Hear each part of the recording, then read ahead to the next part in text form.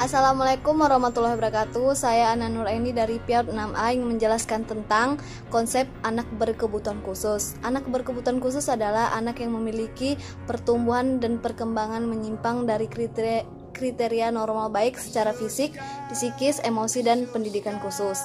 Cakupan konsep anak berkebutuhan khusus terbagi menjadi dua, yaitu permanen dan temporer.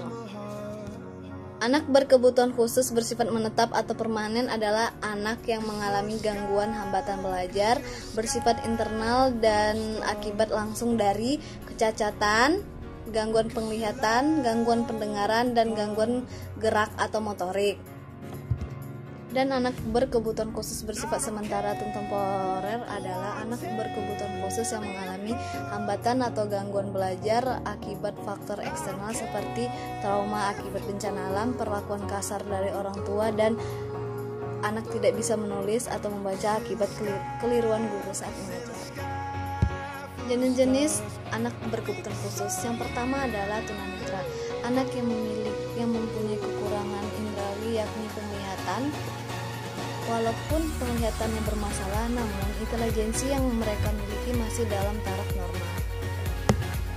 Yang kedua adalah tunarungu. Anak tunarungu adalah anak yang mengalami gangguan pada pendengaran yang mengakibatkan mereka sulit berinteraksi dan bersosialisasi terhadap lingkungan.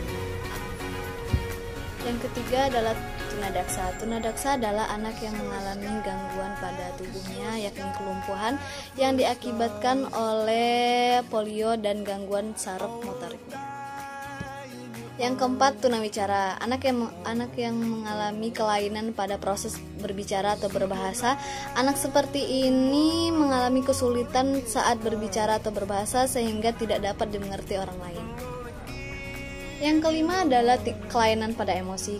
Anak yang mengalami kelainan pada emosi adalah gangguan pada tingkat emosinya yang membuat mereka tidak sabaran, marah-marah tidak jelas, dan susah berinteraksi dengan orang lain. Sebab-sebab anak berkebutuhan khusus adalah peristiwa pranatal dalam kandungan, natal, kelahiran, dan postnatal setelah kelahiran.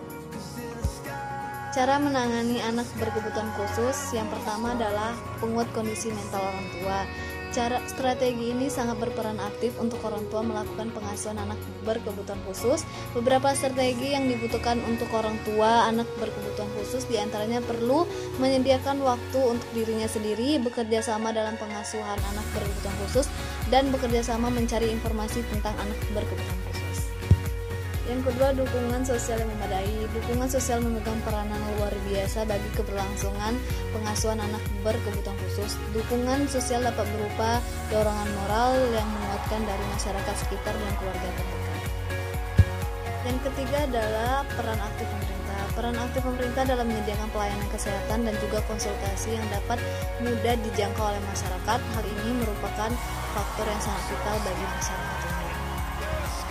Cara mengajar anak berkebutuhan khusus, yang pertama adalah bersikap baik dan positif. Yang kedua, gunakan setting kelas yang sesuai. Yang ketiga, memanfaatkan semua metode komunikasi. Yang keempat, gunakan strategi pengajaran yang efisien. Yang kelima, utamakan dukungan teman sebaya. Baiklah, itulah penjelasan saya tentang konsep anak berkebutuhan khusus. Jika ada salah, mohon dimaafkan.